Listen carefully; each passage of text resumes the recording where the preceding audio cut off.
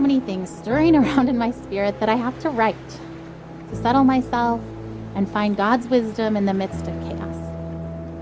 I'm scared I won't be strong enough to face the things we might have to face in the coming weeks and months. But then I remember how much grace God gave us to walk out everything we've already faced. I've never felt completely overwhelmed, and I've never felt alone. So no matter what comes next, and I truly cannot even begin to guess how this will go, I know we will be carried. I want to shout out, look what God is about to do. Watch how he delivers Joel. And at the same time, I want to roll up in a silent ball and wait it out with fear and trembling, so aware of all my doubt, but yet convinced that my doubt is insignificant compared to God's faithfulness.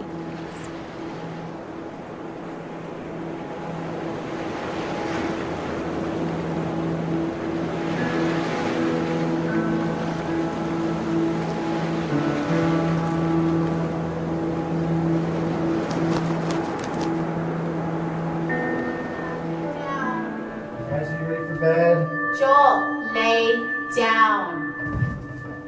Okay. Should we do a song? Sure. Okay, big boys, why don't you come in here and we'll sing the littles a lullaby. I'm tired. I know, it's bedtime. Ugh, okay. Oh, Elijah, lay down. Babe, did you even check in his mouth? Joel, no. Joel has chicken stuffed in his cheeks from dinner.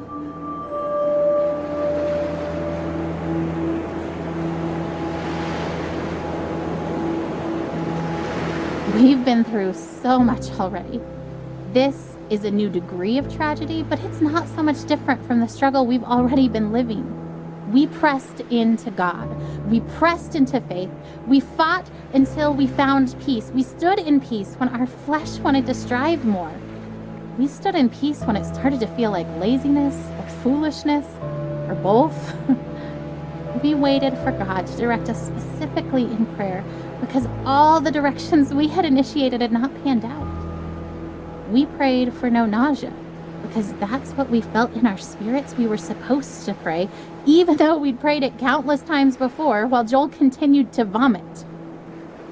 We saw one small miracle and then another. We waited to pray specific things until we were given specific direction, and we saw bigger miracles. And yet, if you asked either of us if we were doing enough, trying hard enough, we would say no.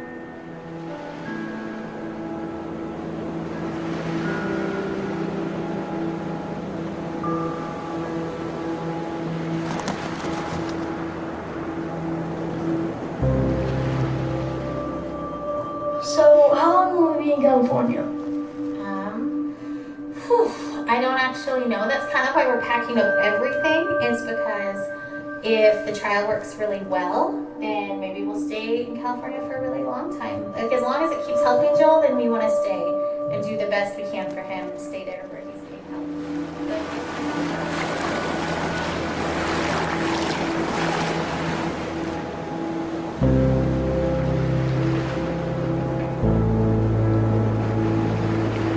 As this long day draws to a close, I am tired, but not sleepy. My face is puffy from crying, I have a dry throat and dry hands, a slight headache, and a desire to write down absolutely everything. I want to describe the feeling of being entirely empty and entirely resolute. I want to explore how I can be deeply sad and incredibly hopeful at the same time.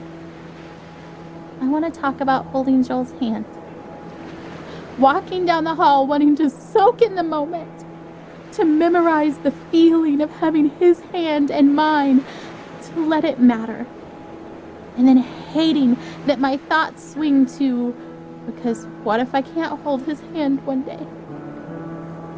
and hating that thought, wishing I could just appreciate each second of Joel without that appreciation spilling into the pre-morning I refuse to do because I believe he will live.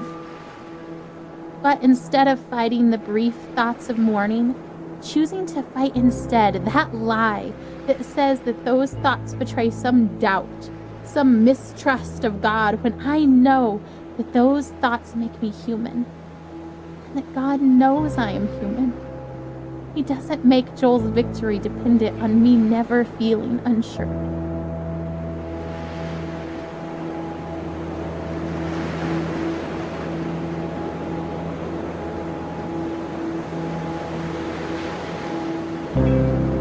I won't let myself hold anything back this time. I would rather feel disappointed and let God heal my heart than to feel like I did not push myself as far as I possibly could in faith for my son.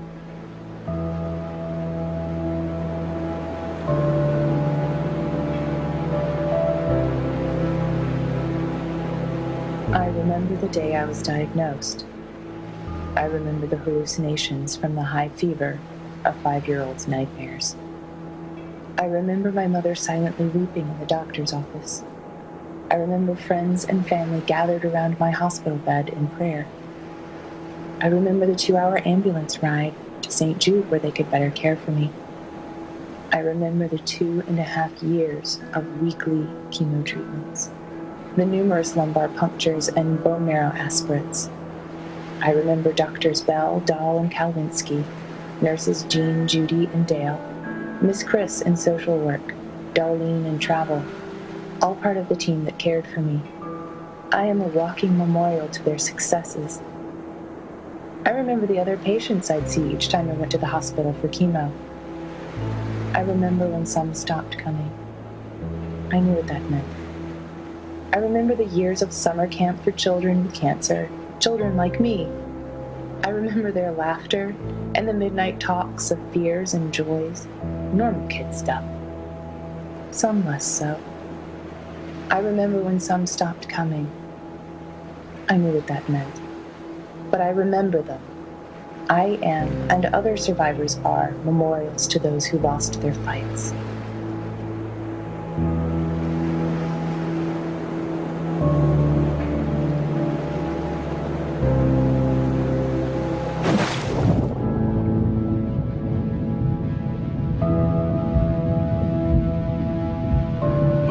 Her expectation is so maddening sometimes. Do you know what she wrote on the eve of Joel's first surgery? The one back in January when we first found the tumor? I seriously feel like a kid on Christmas Eve. I'm pleading for God to spare his life, and I'm tempted to despair because self-inspection leads me to conclude I shouldn't expect much of anything. And yet my wife is expecting a surprise party from the Lord, replete with presents and supernatural miracles. I envy her.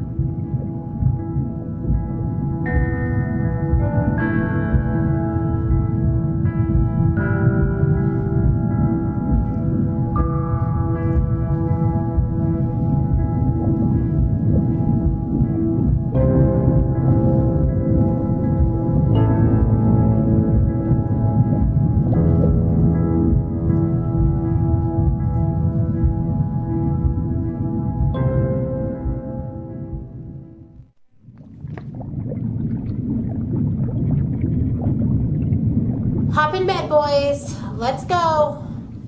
Boys, get in bed.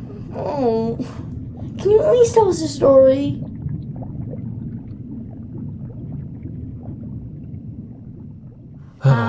Sure. Okay. This is the story of a very brave knight named Joel. Joel the baby knight? Yes, Joel the baby knight, but he's also Joel the very brave knight. He was being chased by a dragon named Cancer.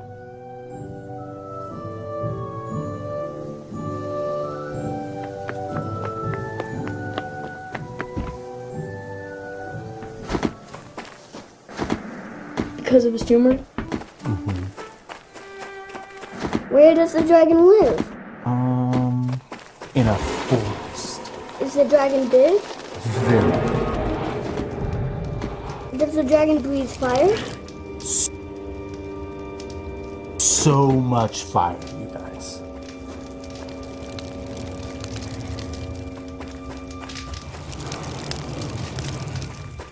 So, Joel has armor, like a sword and a shield and stuff? Ooh, or maybe a spear? Yeah, that sounds good. So brave Sir Joel with his sword and his shield and his awesome spear and his super jumping ability was being chased by a dragon named Cancer. What other superpowers does he have? He also has grace. That's not a superpower. It's the best superpower. Do you guys know what grace means? Yeah, it's kind of like help. Yeah, it's kind of like help.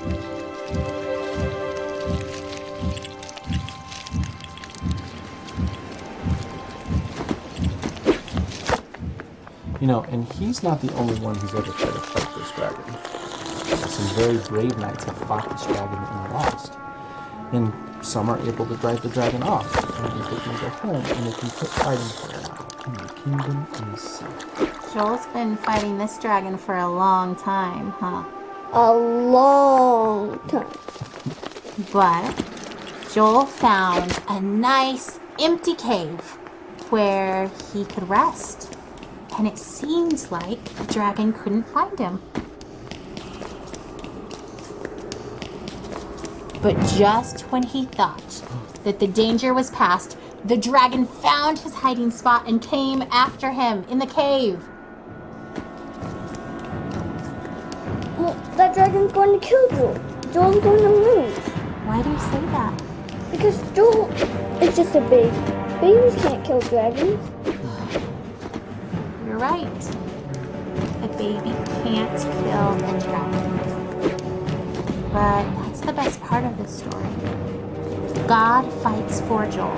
So he fights that dragon Cancer right with Joel. And we know that God can win even if Joel can't. That's grace.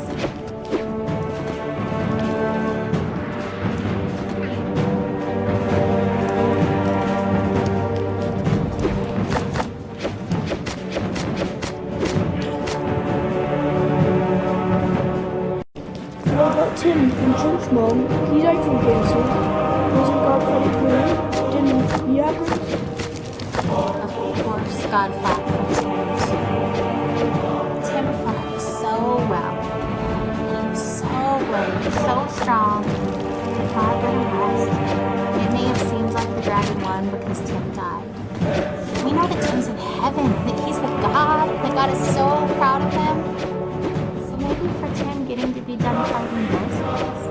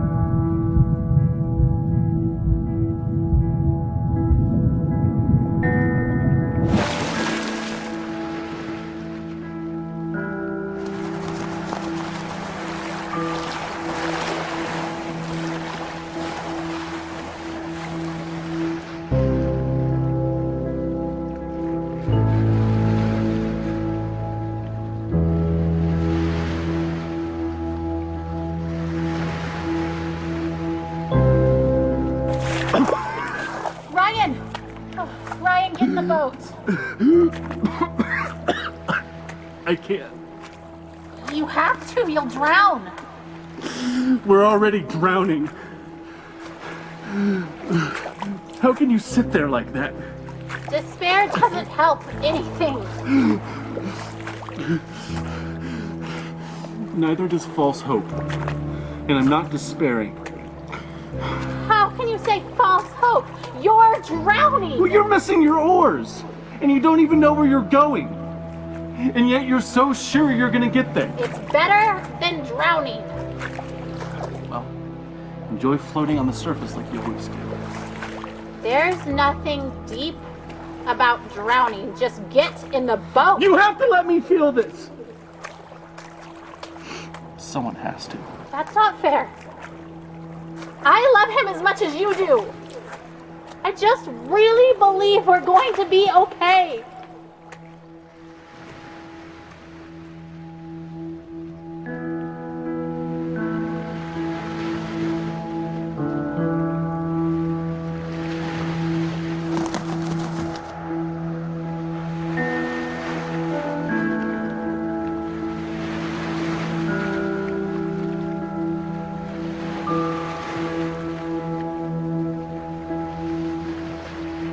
Dear Mr. Barnett, I'm not sure if this letter will get to you. However, I felt the need to write to you in your company.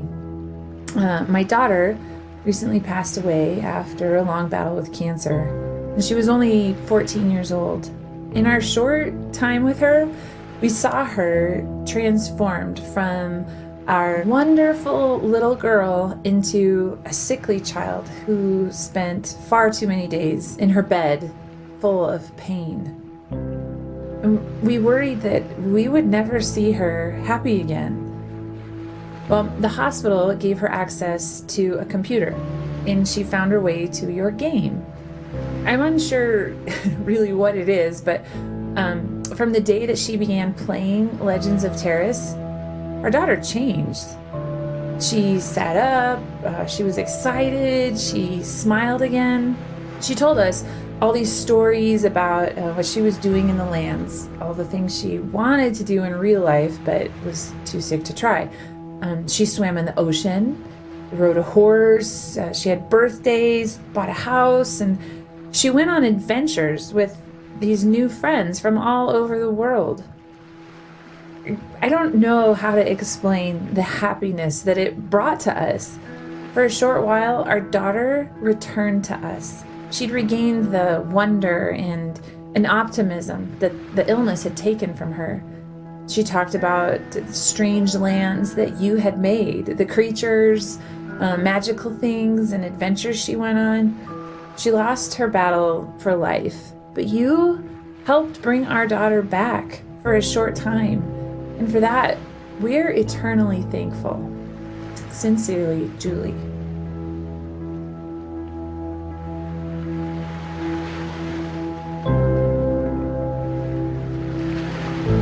Dear Julie, thank you for your letter. I am honored to have played any small part in bringing your daughter joy. She will be missed within the game. I knew your daughter as Hanara of the Knights Guild. In our world, she lived in Dvardik and defended the city many times from the forces of evil. Your daughter may have ultimately lost her battle with that dragon cancer, but in my game, she was the Dragon Slayer. Since you don't know much about the game or who she was there, I'm sending you a screenshot of one of your daughter's adventures. Sincerely, Paul.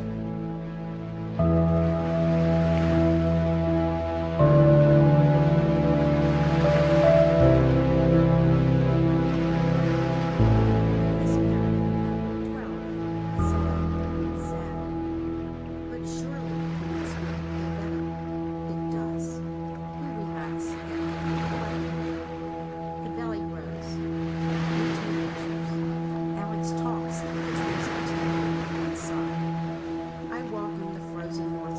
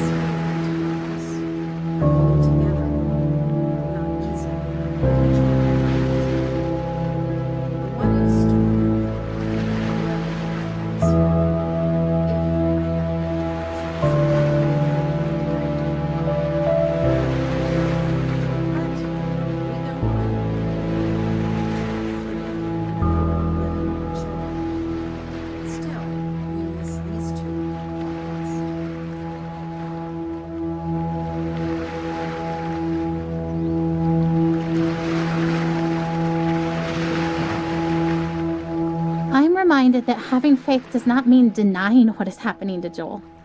Faith means knowing exactly what is happening and also knowing that God has a truth that trumps every other fact.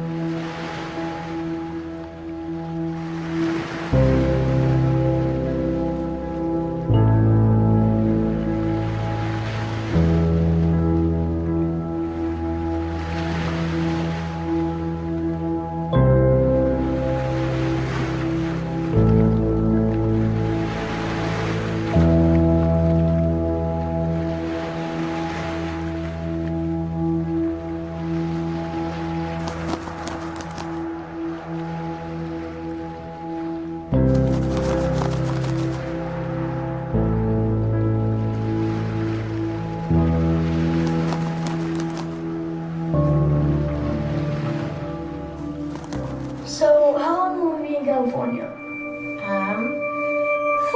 I don't actually know. That's kind of why we're packing up everything, is because if the trial works really well, then maybe we'll stay in California for a really long time. Like, as long as it keeps helping Joel, then we want to stay and do the best we can for him and stay there where he's getting help. But if the medicine starts to not work as soon as it's not helping,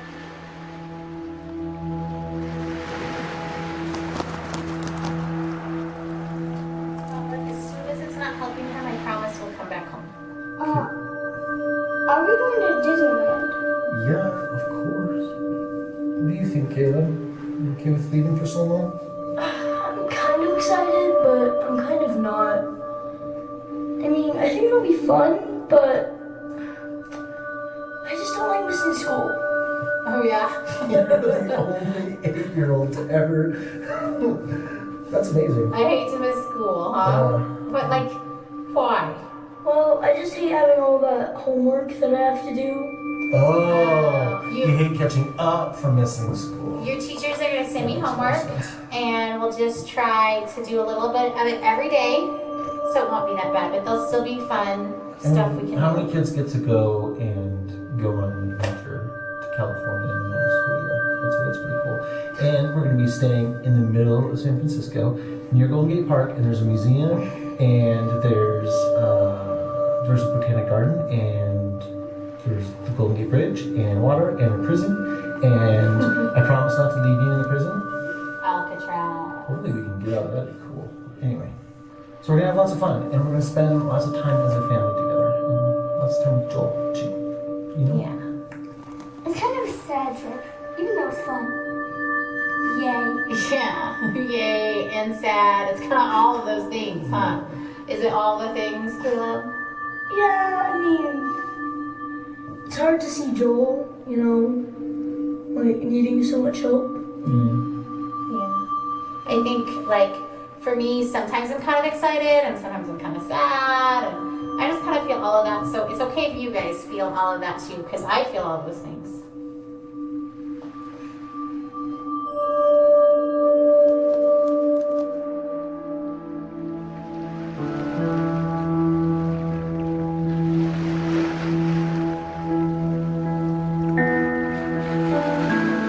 I have so many things stirring around in my spirit that I have to write to settle myself and find God's wisdom in the midst of chaos. I'm scared I won't be strong enough to face the things we might have to face in the coming weeks and months. But then I remember how much grace God gave us to walk out everything we've already faced. I've never felt completely overwhelmed, and I've never felt alone.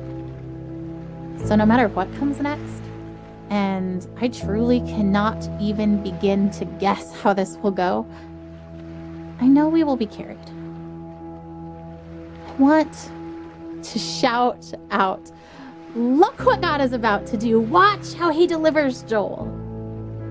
And at the same time, I want to roll up in a silent ball and wait it out with fear and trembling, so aware of all my doubt, but yet convinced that my doubt is insignificant compared to God's faithfulness.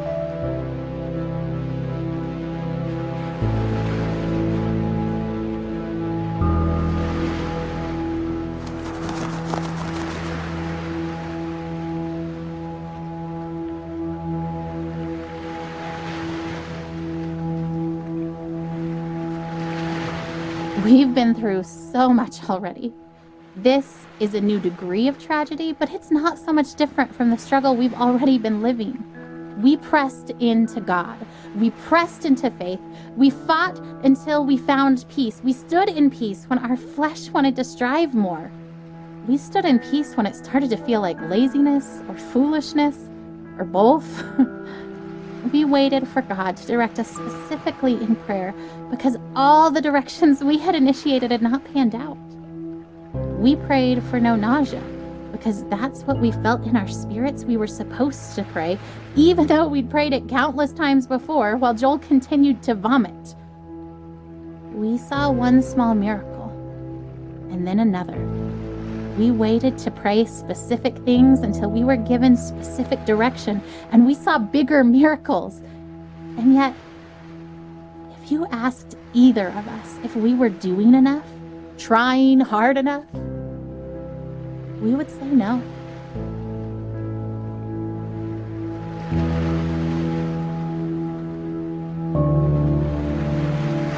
I had been in this room with my father before, during the brief window where he wasn't dying but was instead getting better. That wasn't the man I saw this time. I saw the other one, the one who cried out and needed holding, the one who fell asleep for 20 seconds and then woke up a different person each time. There was a clear part right in the middle of it, a minute or so, where everything was calm before his tour of hell resumed. That was goodbye, even if no one said it. I don't think I will ever get better after having seen that. I think this is the kind of knowing that stays with you. I can reach into my pocket now and find it there.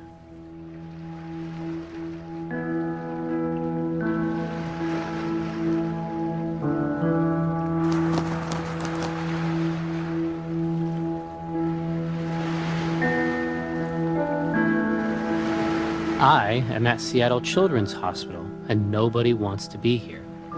Even as an internationally recognized temple of healing, every inch of it is terror. Every cubic inch of every room that is not occupied by terrified children and terrified parents is filled to its capacity with a terror wholly unique to that family, which no other person has any power to comprehend. There is art on the walls and rooms which is designed to evoke a jungle of some kind, and I resent it. Every giraffe is my sworn enemy.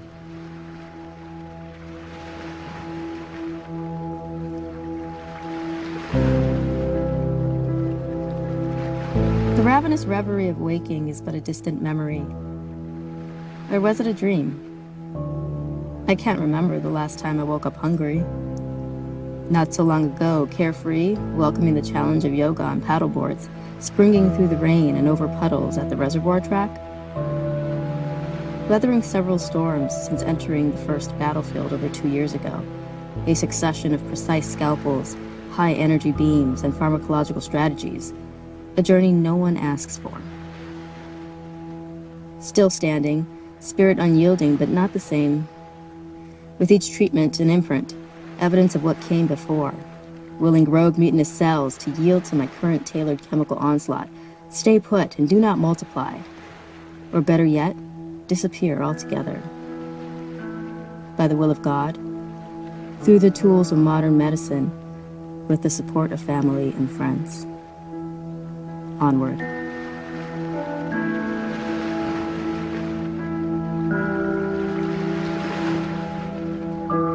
Even though every natural law indicates it, even though popular culture is rife with examples, even though the arc of his condition moved with haste in a particular direction, specifically down, I was very surprised when my father died. I was surprised that he could. It wasn't merely naivete. Those afflicted with his particular cancer number less than 100. It is the sort of cancer that excites a doctor. One of the things that is so exciting about this cancer is that it apparently didn't form the hard masses we use to find the disease. Rather, it converts the meat of your abdomen into a kind of undifferentiated doom. What might happen is that they will attempt to draw your blood and instead draw out the green syrup that was once your guts. Shortly thereafter, they will tell you and your family that the fight is over.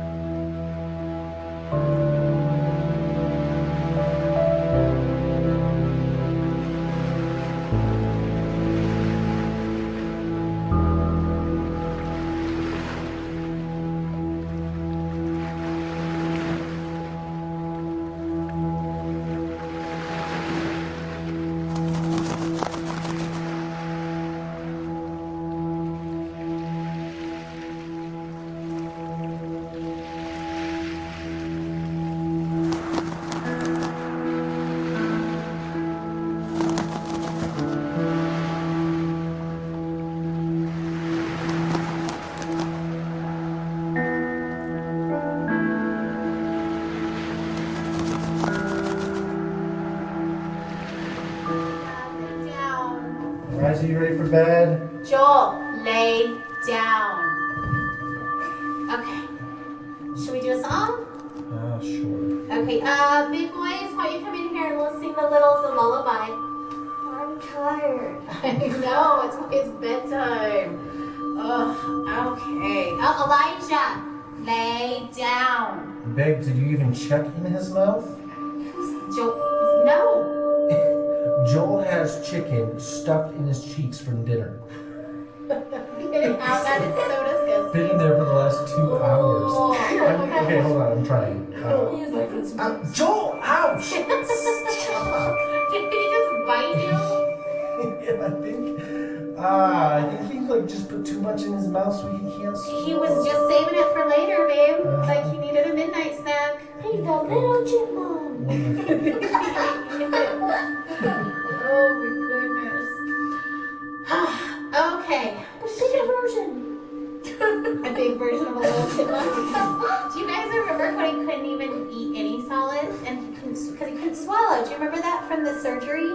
How it hurt his ability to swallow, so we had to give him bottles? Yeah, I remember one time we had pizza, so he chewed it all up and then spat it out everywhere. It's so gross. It was. I remember that. That was So gross. But he just wanted to try things so bad. He wanted to taste them. He wanted to be like you guys. Because you got to taste foods. He loved to eat, and I remember all I wanted was for him to be able to kind of eat like a normal kid and have normal things. I thought he'd never be able to swallow normal food.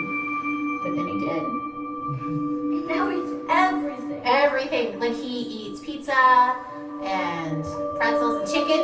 And fingers. He tried fingers. He just want to eat his dad's fingers. Ow, Joel! God! Okay. And penguins. Okay. Settle down. Come here. Let's sing a song. Okay.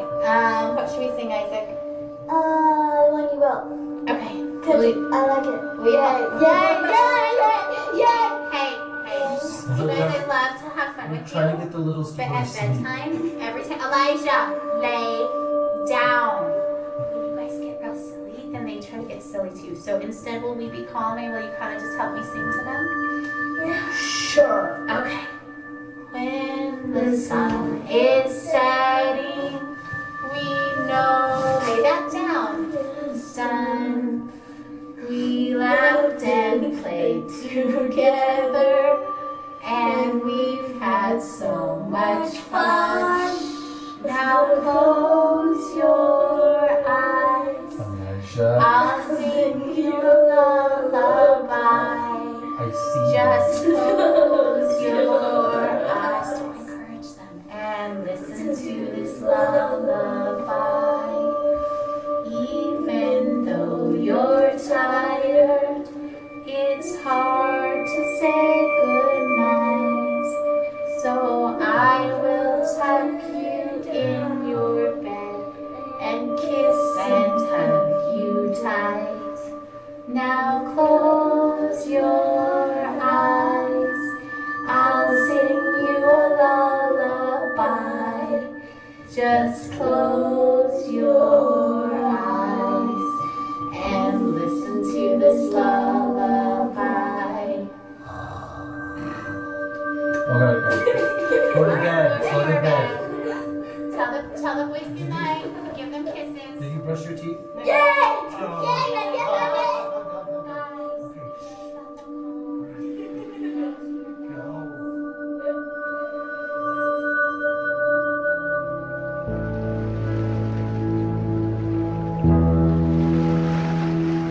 As this long day draws to a close, I am tired, but not sleepy. My face is puffy from crying. I have a dry throat and dry hands, a slight headache, and a desire to write down absolutely everything. I want to describe the feeling of being entirely empty and entirely resolute. I want to explore how I can be deeply sad and incredibly hopeful at the same time. I want to talk about holding Joel's hand, walking down the hall wanting to soak in the moment, to memorize the feeling of having his hand and mine, to let it matter. And then hating that my thoughts swing to, because what if I can't hold his hand one day? And hating that thought, wishing I could just appreciate each second of Joel without that appreciation spilling into the pre-morning I refuse to do because I believe he will live. But instead of fighting the brief thoughts of mourning, choosing to fight instead that lie that says that those thoughts betray some doubt, some mistrust of God, when I know that those thoughts make me human. That God knows I am human. He doesn't make Joel's victory dependent on me never feeling unsure.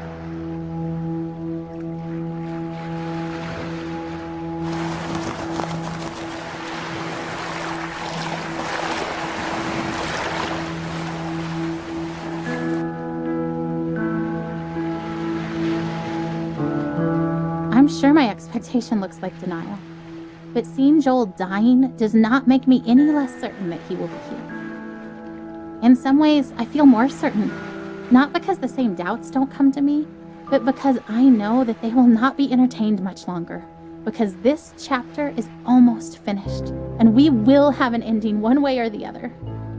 So the doubts and fears that make me reaffirm that even if I'm wrong, this is where I stand, become less and less powerful.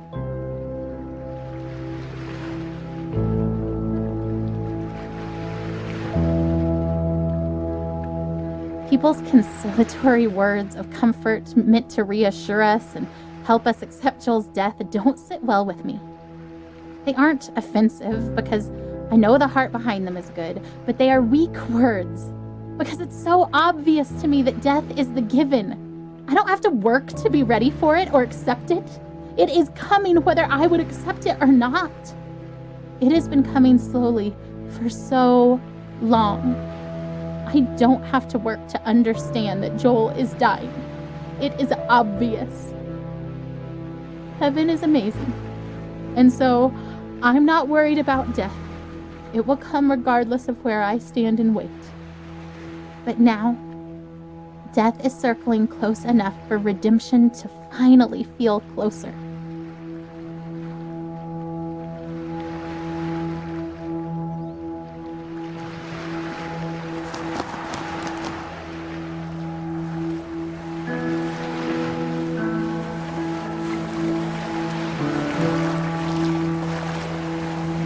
This is the part of the story where a daring rescue can thwart Death's intentions just in time, perhaps when it looks like it's already too late. I want to watch for that. I don't need to focus my eyes on Death, studying it in its slow progression. Its course is already clear. But there is a glory that is coming, and its journey to us is wild and quick and frightening, and I want to be watching for that glory. I want to stand trembling in awe before God and His power. Not sure that this thing that we've asked for is something we can quite manage, but trying anyway. Death is the given.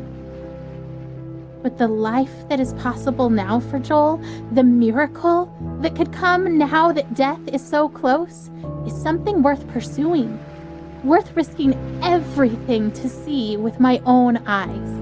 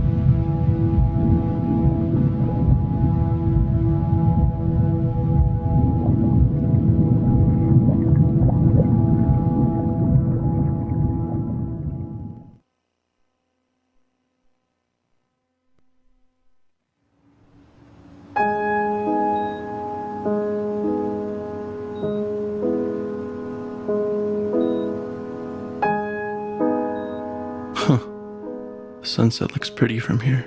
The orange glow cast on the wall. Better than the muted colors of this hospital.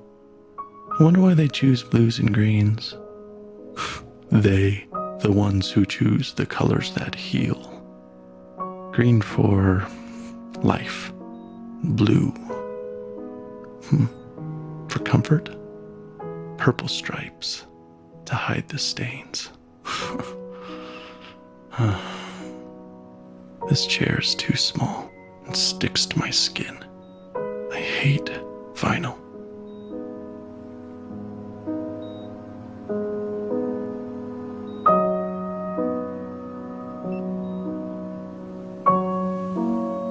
Blue, purple.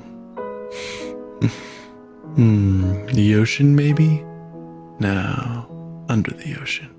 Silent, warm, and salty, like tears. He won't stop crying. I don't blame him. He feels miserable. I hate that we're here. I hate that he's sick. I just want him to feel better.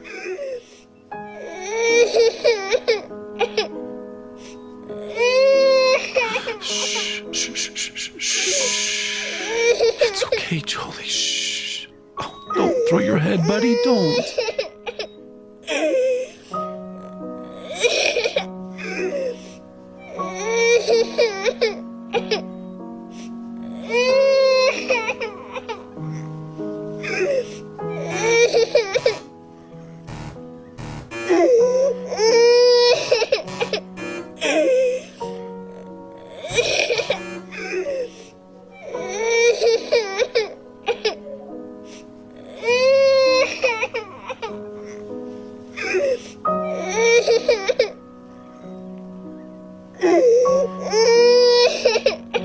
Here we go, bouncing around. Do you like that? Oh, I love your giggle. Bounce around. Is that funny? A bounce, a bounce, a bounce, bounce, bounce. Oh, he won't stop crying.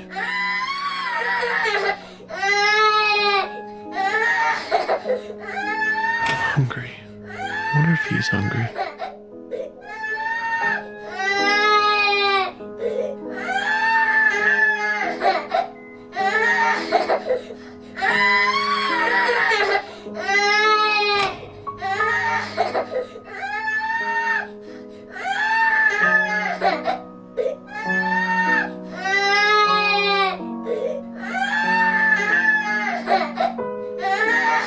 He's screaming louder. Buddy, don't you want juice? He hits the box. I don't catch it.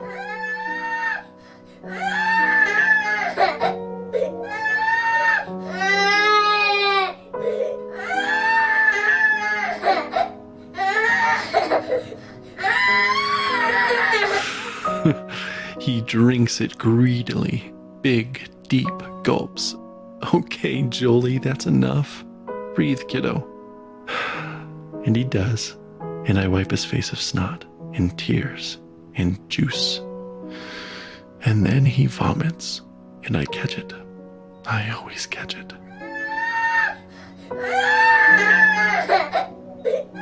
I know you're thirsty, buddy, but you'll throw it up.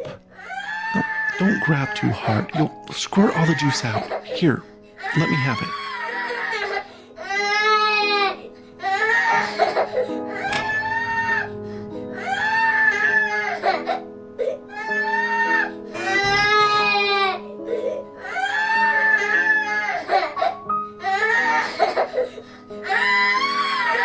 It's so late, Joel.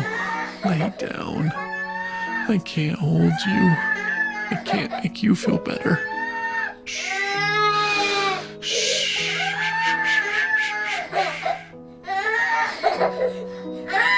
Okay, buddy, okay. I'll hold you. Shh. Shh. Oh, Joel Bug. You look so miserable. No! Don't hit your head on the bars, Joel. Joel! I know you're mad. Please stop. Please. Stop. I shake. I weep. I pray. I plead. I need peace.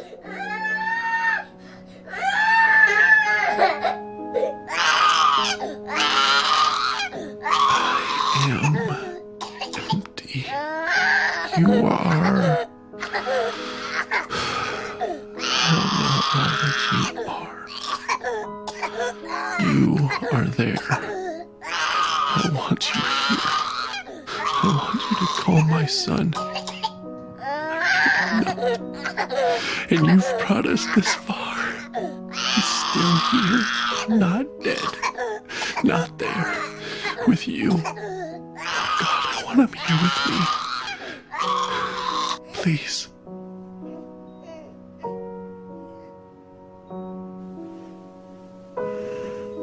Peace. He sleeps. Thank you.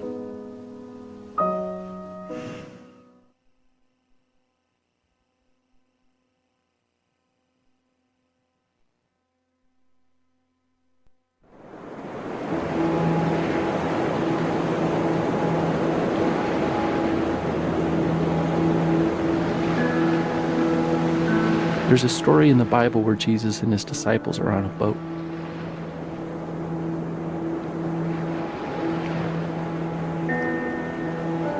And a furious storm hits the sea, and everyone thinks they're going to die.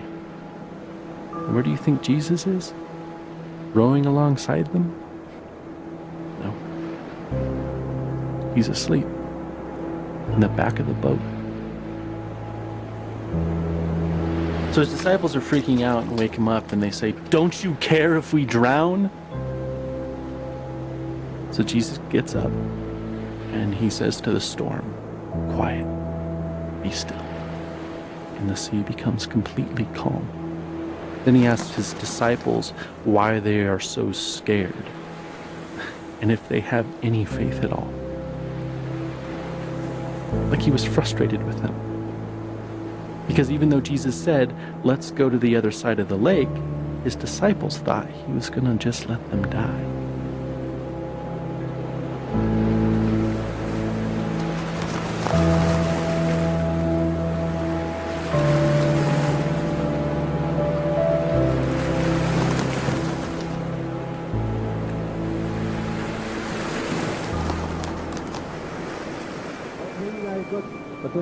Oh, we're in Nevada. We're in Nevada. We're in Nevada. We're in California.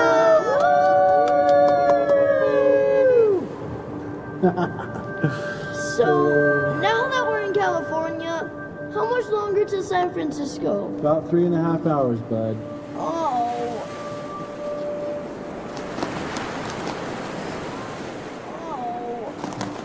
Well, it's 10 a.m. now, so that means you guys can grab one more item from your road trip bags. And it's my turn to be the king. Oh, Elijah, it's okay. You were a very good, noble, just, and true king. But now we have to do it, I suppose. My first edict as king is we dance like monkeys for 30 minutes. Maybe like 5 minutes? Nope, Isaac? nope, babe. He said 30. We must do what he says. This is the worst.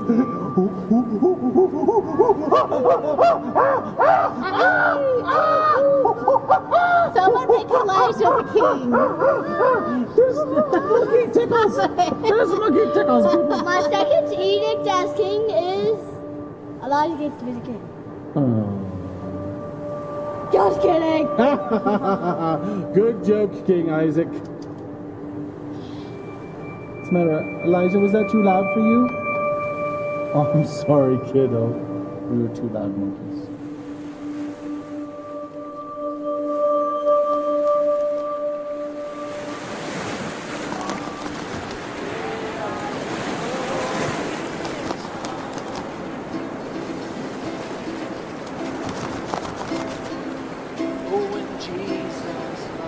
Oh, when Jesus So will Joel die? Everyone does eventually, I suppose.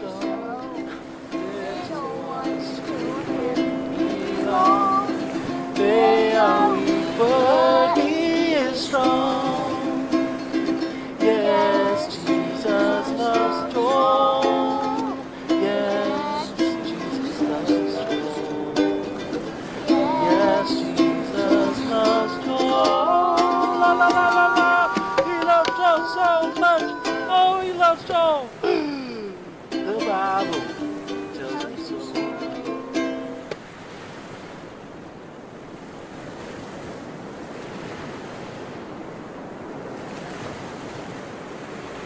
But more than that, if he does die, will Jesus even care? Will he weep for him as he did for Lazarus? Will he weep for me? I think greater than my fear of death is that of insignificance. Or rather, my default assumption is that my thoughts and passions and loves and the stuff of my being are insignificant. How could the creator of all that is and ever was love my son as he did Lazarus? And could my soul stranded on this blue raft awash in a sea of stars, ice, and dust matter enough to him to turn his hand in mercy?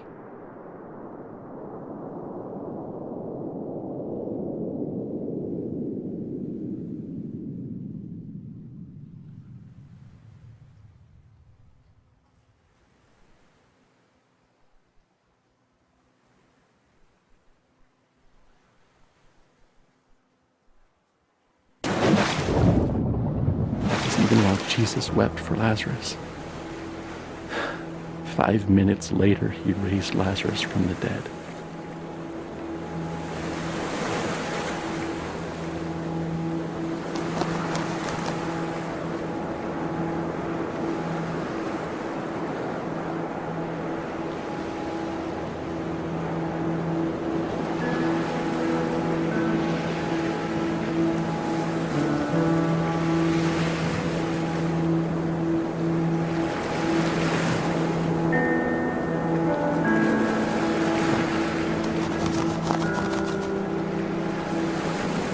I'm sorry. I should have known we'd both end up in the same place. We always do. It just scares me every time. I just really believe he'll be healed. I know you believe too, just when you act like that, I get all unsure. I don't know that. What do you mean? I just hope that. I don't know.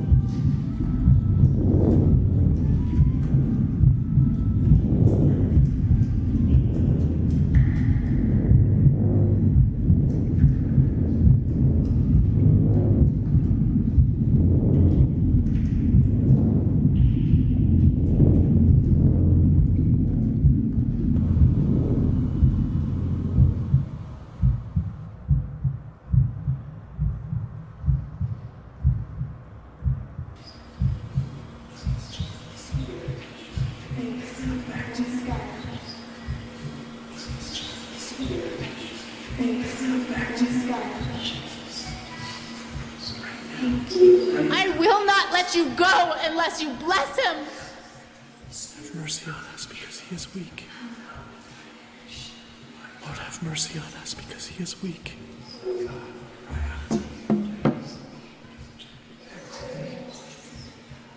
Lord, rise up. My God, come save him.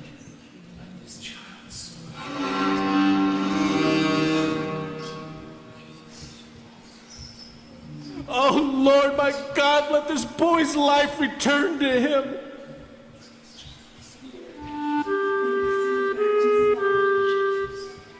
I will not let you go unless you bless him.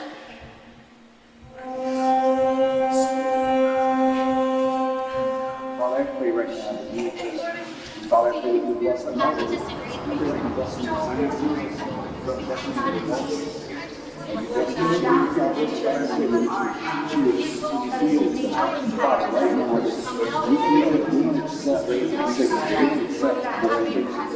Lord, my God, let this boy's life. Oh Lord, my God, let this boy's life return to him. Lord, rise up. I will not let you go unless you bless him.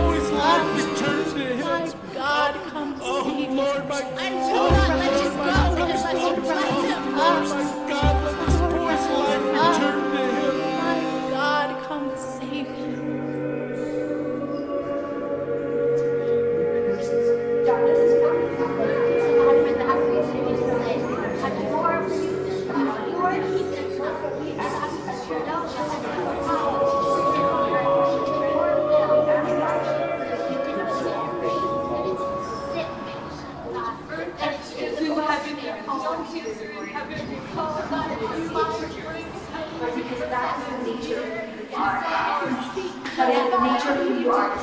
And Lord, you say that Father, I pray that you bless them all. I pray that you bless them with finances, you bless them with health, and you bless their children, Father. Father, I pray that they would receive the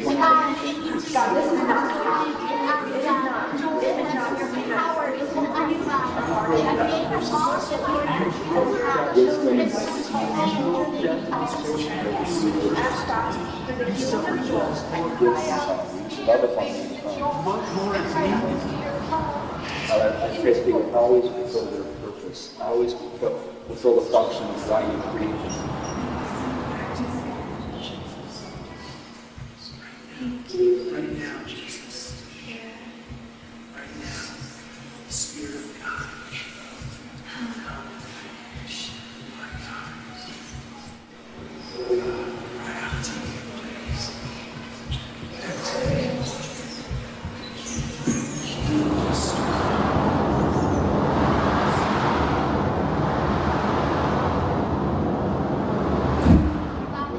Pray with all the strength, with all the faith that is in us, Lord. There is no time left for this child on this earth. And God, so we come to you, Lord, with faith of little children, with faith as small as a mustard seed.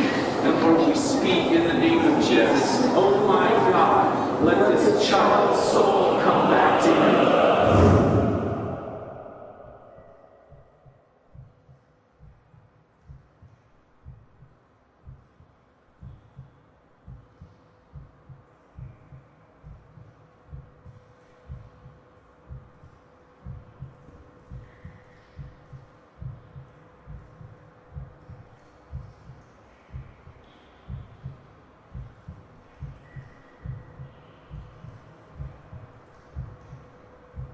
He was not in the wind. He was not in the earthquake. He was not in the fire. He was here in a gentle whisper.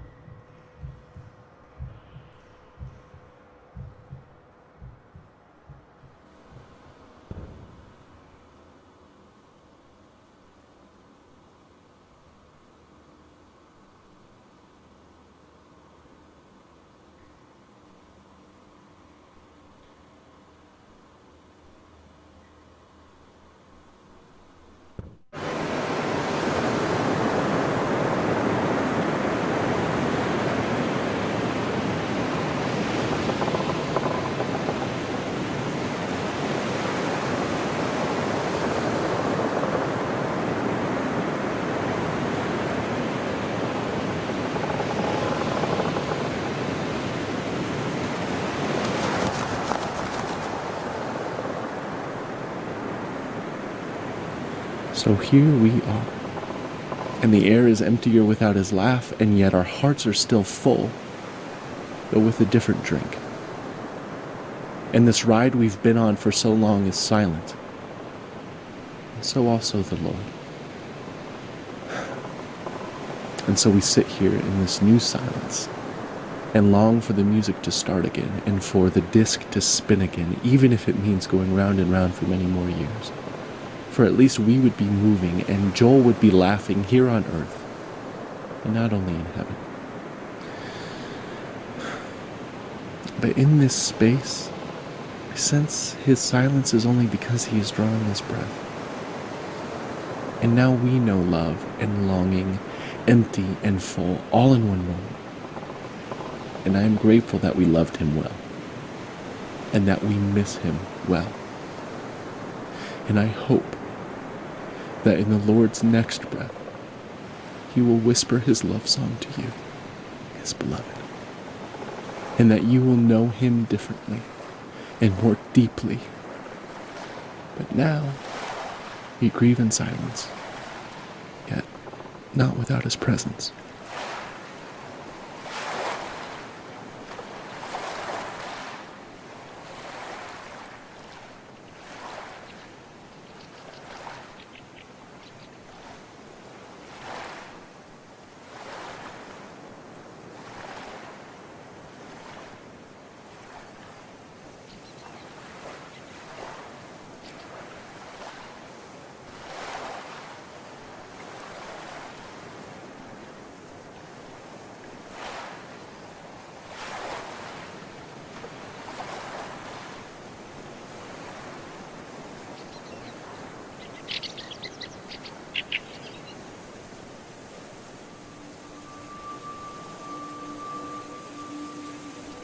I remember you.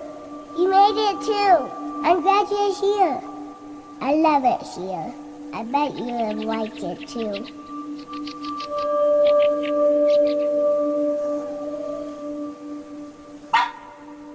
Look at all of these pancakes. Did you ever see pancakes like this? They're big as me. A big one is for me. A little one is for my dog. I always wanted a dog, and now I got one. I even got to name it Manju.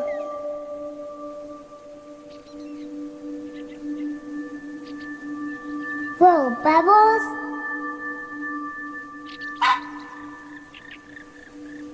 Manju doesn't catch a bubble. She likes to bite them.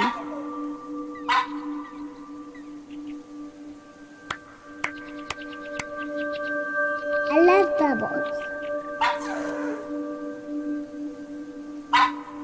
Look, I can touch one. I want more bubbles. I love the bubbles.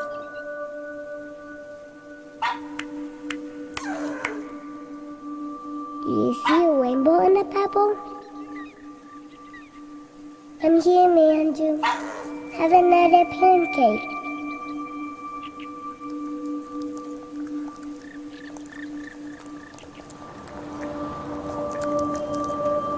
I can eat whatever I want. I never fall.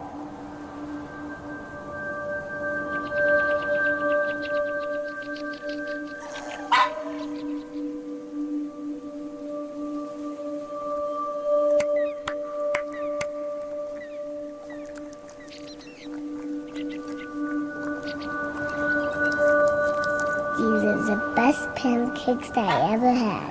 I love them.